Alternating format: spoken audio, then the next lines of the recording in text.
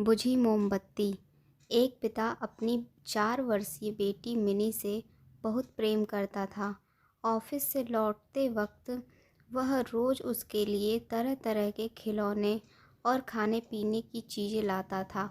बेटी भी पिता से बहुत लगाव रखती थी और हमेशा अपनी तोतली आवाज़ में पापा पापा कहकर पुकारा करती थी। दिन अच्छे बीत रहे थे कि अचानक एक दिन मिनी को बहुत तेज बुखार हुआ। सभी घबरा गए। वे दौड़े भागे डॉक्टर के पास गए, पर वहाँ ले जाते मिनी की मृत्यु हो गई।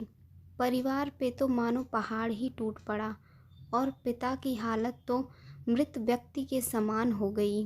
मिनी के जाने के हफ्तों बाद भी वे ना किसी से बोलते ना बात करते, बस रोते ही रहते। यहाँ तक कि उन्होंने ऑफिस जाना भी छोड़ दिया और घर से निकलना भी बंद कर दिया। आस पड़ोस के लोगों और नाते रिश्तेदारों ने उन्हें समझाने की बहुत कोशिश की, पर वे किसी की ना सुनते। उनके मुख से बस एक ही शब्द निकलता, मिनी। एक दिन ऐसे ही मिनी के बारे में सोचते सोचते उनकी आंख लग गई और उन्हें एक स्वप्न आया। उन्होंने देखा कि स्वर्ग में सैकड़ों बच्चियां परी बनकर घूम रही हैं। सभी सफ़ेद पोशाक पहने हुए हैं और हाथ में मोमबत्ती लेकर चल रही हैं।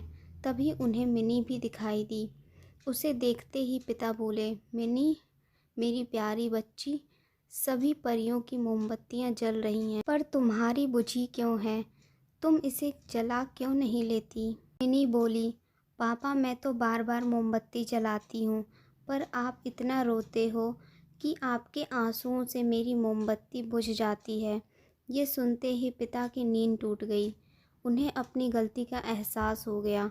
वे समझ गए कि उनके इस तरह दुखी रहने से उनकी बेटी भी खुश नहीं रह सकती और वह पुनः सामान्य जीवन की तरफ बढ़ने लगे। मित्रों, किसी करीबी के जाने का गम शब्दों से बयां नहीं किया जा सकता, पर कहीं ना कहीं हमें अपने आप को मजबूत करना होता है और अपनी जिम्मेदारियों को निभाना होता है, और शायद ऐसा करना ही मरने वाले की आत्मा को शांति देता है।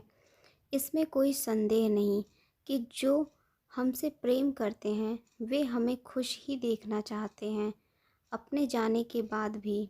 दोस्तों, अगर आपको हमारी वीडियो पसंद आई हो तो चैनल को सब्सक्राइब करके बेल आइकन को दबाना ना भूलें। धन्यवाद।